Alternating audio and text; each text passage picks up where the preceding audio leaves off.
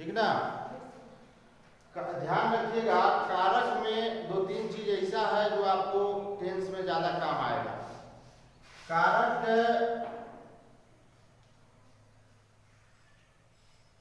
क्रिया करने में जो सहायक हो, क्रिया मतलब होता है काम, क्रिया करने में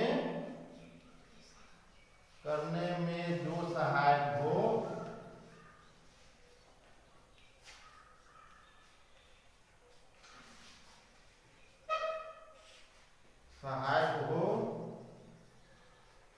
उसे कारक कहेंगे। उसे क्या कहेंगे? कारक कहते हैं।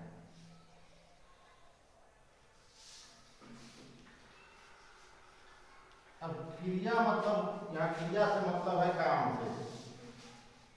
उदाहरण जैसे देखिएगा समझ में आ जाएगा कि कारक किसको कहेंगे। ठीक है, जैसे देखिए,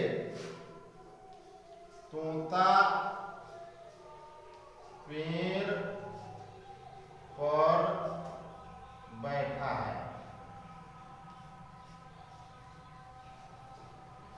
यहाँ काम क्या हो रहा है? बैठने का काम हो रहा है। एकदम सही जवाब, काम हो रहा है बैठने का। ठीक है, और इस काम को करने में, माने बैठने में सहायक क्या है? पर। यही पर कारक है। ये मतलब काम करने में जो सहायक हो। जैसे हम लिख दिया, एक और जैसे देखिए, मैं कलम से लिखता हूं। देखिए यहाँ काम क्या हो रहा है बताइए? काम हो रहा है लिखना। ठीक है, इस लिखने में सहायक कौन हो रहा है? से। तो यही से कारक। समझ में आ गया? हमको लगता है कि समझ में आ रहा होगा कि ना? आ रहा है, माने इसी को हम कारक कहेंगे। ठीक है ना। जब आगे हम पढ़ेंगे तो और ज्यादा बेटर समझ में आएगा। एक बार और हम चर्चा कर लेते हैं। क्रिया करने में जो सहायक हो उसे क्या कहेंगे? कारक। जैसे तोता पेड़ पर बैठा है, मैं कलम से लिखता हूँ, राम ने रोटी खाई। ठीक है, मोहन दौड़ कर मोहन किताब लेकर आता है। तो वहां कारक, इस टाइप से कारक हम पहचान करेंगे। ठीक है ना। कारक के 8 भेद होते हैं। कितने भेद होते हैं? 8। चलिए पहले इतना उतारिए, लिख लीजिए। कारक के 8 भेद होते हैं, फिर दिखाते हैं।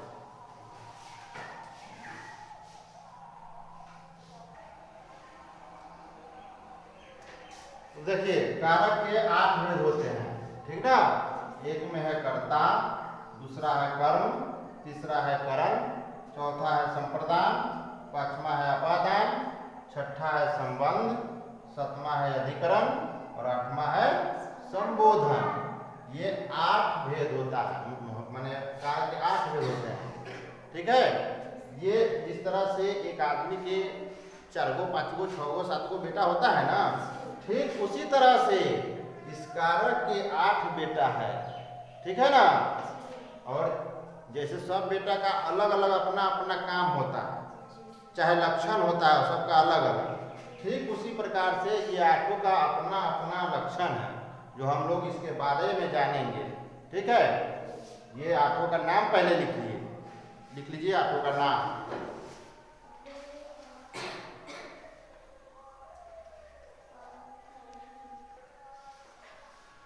अब 1 नंबर में है कर्ता, यानी कर्ता कारक। कर्ता कारक कहेंगे किसको? एक प्रश्न हो सकता है, कैसे चिन्हेंगे कि कर्ता है? ठीक ना। तो उसके लिए आपको परिभाषा पहले जानना होगा, कैसे हम कर्ता चिन्हेंगे। सीधा सीधी सवाल है, काम करने वाले को कर्ता कारक कहते हैं। करने वाले को, हाँ, एक लाइन का परिभाषा हो गया। करने वाले को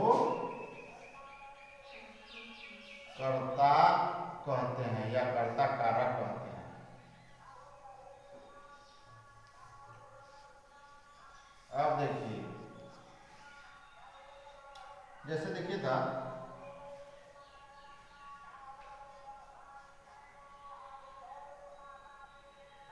मैं रोटी खाता हूँ। देखिए कौन सा काम हो रहा है यहाँ, पहले काम बताइए। खाने का काम हो रहा है, ठीक है, एकदम सही जवाब। खाने का काम हो रहा है, लेकिन यह खाने का काम कौन कर रहा है? मैं कर रहा है, एकदम सही जवाब। यहाँ खाने का काम मैं कर रहा है, इसलिए मैं करता का, यही मैं करता का। ऐसे ही पहचानना है कि काम जो कर रहा है वह करता होगा।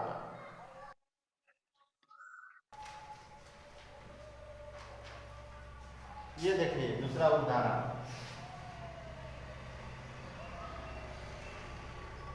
तुम किताब पढ़ते हो। बताइए कौन सा काम हो रहा है इसमें? पढ़ने का काम हो रहा है, लेकिन यह पढ़ने का काम कौन कर रहा है? तो यहाँ तुम करता हो। समझ में आ गया है? जो काम करने वाला होगा उसको कर्ता बोलेंगे। कि नहीं समझ में आया? ऐसे बताओ। नहीं समझ में आया फिर से हम समझाएंगे। समझ में आ गया है? अच्छा एक और बताइए। कल सोहन स्कूल जाएगा। बोलिए, कर्ता बताइए। बोलिए, सोहन एक आदमी करा स्कूल। बोलिए बोलिए आप लोग, सारणी बताओ, कर्ता बताओ। चलिए, यही दिमाग में नहीं लगाते हैं जिसके कारण आप लोग गड़बड़ाते हैं। काम कौन सा हो रहा है? स्कूल जाने का काम यही ना हो रहा है। स्कूल जाने का काम कौन कर रहा है? सोहन न कर रहा है, सोहन न करता हो गया। यह नहीं पहचान में आएगा तो आप लोग समझते रह जाइएगा। स्कूल जाने का काम कर रहा है सोहन, इसलिए करता सोहन है। समझ में आया? क्लियर हो गया? उतार लीजिए जैसे में।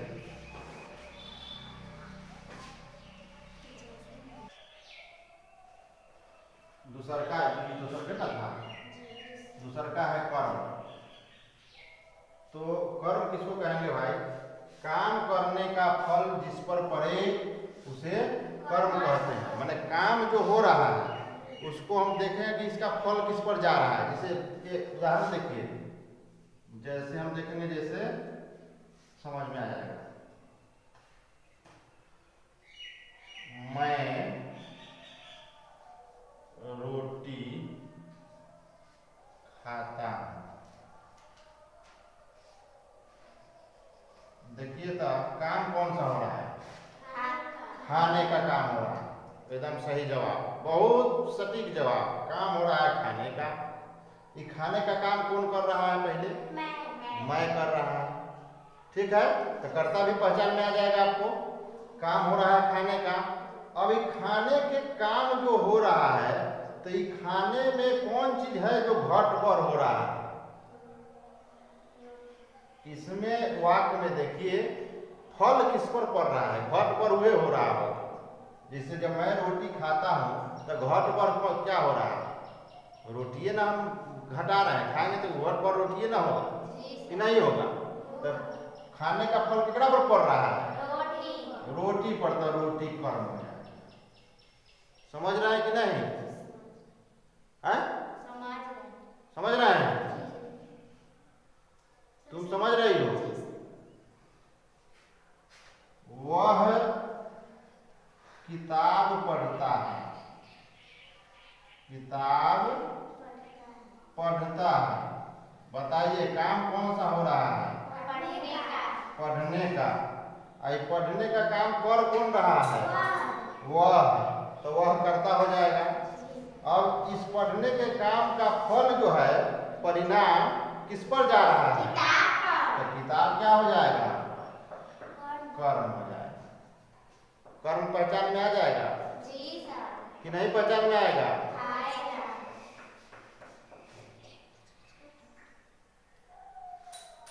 मोहन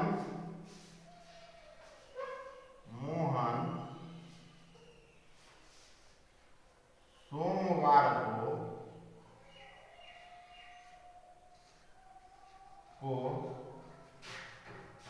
दूध पिएगा।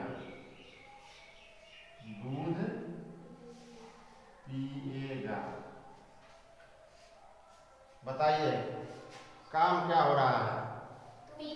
पीने का। ठीक है ना?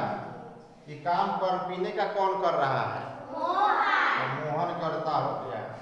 अब देखिए ये मोहन करता है।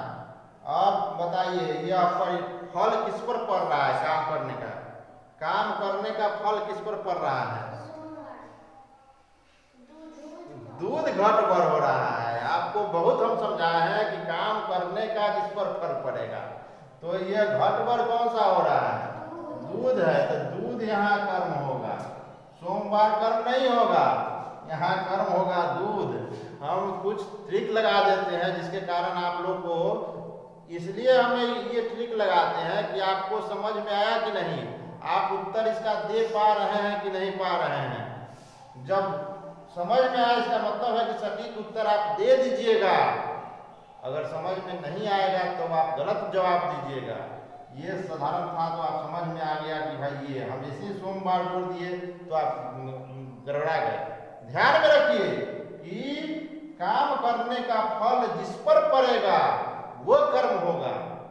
ठीक है, समझ में आ गया? उतार लीजिए।